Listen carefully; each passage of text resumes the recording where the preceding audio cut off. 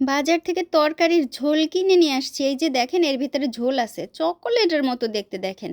এই যে ৪ টুকরা দিয়ে দিলাম। আর গিয়েছিলাম ঘুরতে, তারপরে আবার গিয়েছিলাম পোস্ট অফিসে। কোরিয়ার পোস্ট অফিসে এই যে এরকম না অনেক লিস্ট থাকে দেখেন। যারা ভালো না বা যাদের কাছ থেকে আপনারা সাবধানে থাকবেন। টাকা পয়সা ধার দেওয়া তো দূরের কথা ভাই, ওদের দেখলেই আপনারা সাবধানে থাকবেন বুঝছেন? এই বৃষ্টির ভিতর দিয়ে যাইতেছিলাম ওই চকোলেটের ঝোল কিনতে। তো একেবারে যে মার্টে যাই আমি, মার্টের পাশেই ছিল ওই পোস্ট অফিস। পোস্ট অফিসে গিয়াই দেখি সেই ছবি, মানে গিয়ে তো না ওটা ছবিটা সব সময় থাকে। মানে মাঝে মধ্যে একটু চেঞ্জ হয় নামটা, সমস্ত কিছু, কিন্তু লিস্ট এরকম সবসময় থাকে। একেবারে নাম ধাম বয়স সমস্ত কিছু দেওয়া আছে।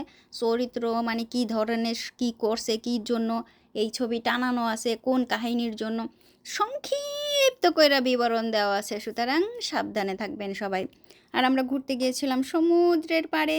ওইখান থেকে ঘুরে এসে ঘরে এখন রান্না করব। তেল দিয়ে দিলাম কড়াইতে, তারপরে দিলাম ছেঁচা রসুন, হালকা করে ভেজে নেব। কোরিয়ার হানু বিফ সেদ্ধ করে রেখেছিলাম আর আলু কেটে রেখেছিলাম, তাই দিয়ে দিচ্ছি একসাথে। এর ভিতরে আপনি গাজর, ফুলকপি আরও অনেক অনেক অনেক সবজি দিতে পারেন, কিন্তু এখন ঘরে আর কোনো সবজি ছিল না, তার জন্য আমি শুধুমাত্র মাংস আর এই যে আলুটা দিয়ে দিলাম।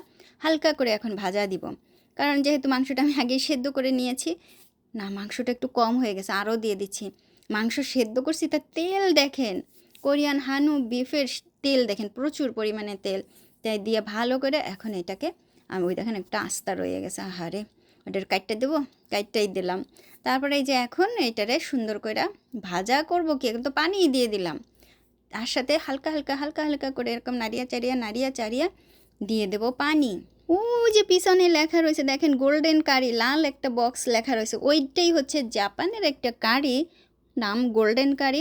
এই গোল্ডেন কারি আপনারা নানান ধরনের পাবেন, অনেক ঝাল, কম ঝাল, বেশি ঝাল, মানে মিডিয়াম ঝাল এরকম পাওয়া যায়। তা আমি ওইখানে সবচাইতে ঝালেরটা নিয়ে আসছি। যখন বেশ কিছুটা সেদ্ধ হয়ে গেছে আলু, দিয়ে দিলাম কুচানো পেঁয়াজ, ছোট ছোট টুকরা করা বা বড় বড় টুকরো করা, আপনি যেভাবে খাইতে চাবেন ঠিক সেইভাবে সবজির সাইজটা করবেন। এই যে দেখছেন তরকারির ঝোল কিনা নিয়ে আসছি বাজার থেকে, এইরকমই হয়। আমি তার আগে একটু ভাইঙ্গা নিই খোলার আগে, তাহলে বেশি সুবিধা হয়। একটু ভাইঙ্গা নিলে মানে দিতে সুবিধা হয়, গলাইতে সুবিধা হয়। তো এই দেখেন সুন্দরভাবে এটা কভারটা করলে দেখেন সম্পূর্ণভাবে ঝোল, কিচ্ছু দেয়া লাগবে না আপনাকে, হলুদ লবণ আলাদা করে মরিচ কিচ্ছু দেওয়ার দরকার নেই, এটা বেশ ঝালের দিয়ে দিয়েছি। এখন এটা সম্পূর্ণভাবে ঝোল ঝোল সুন্দর হয়ে যাবে, লবণও ঠিক থাকবে, হলুদও ঠিক থাকবে, সমস্ত কিছু ঠিক থাকবে। আর পানিটাও যেহেতু আমি ঠিক মতো মেপে দিয়েছি, মানে নিজের আন্দাজ মতো দিয়েছি। লাস্টে গিয়ে দিয়ে দিয়েছি ব্ল্যাক পেপার পাউডার। কোরিয়ারের এই ব্ল্যাক পেপার পাউডার না আমার কাছে একটুও ঝাল লাগে না। আমাদের দেশের যেমন একটা ধাঁজ আছে ঝালের, এইখানে কোনো ধাঁজই নাই আমার কাছে, সেরকমই মনে হয়। তা শুধুমাত্র ভাত দিলেই খেয়ে নেবে। আর কিছু কিমচি ছিল সাথে।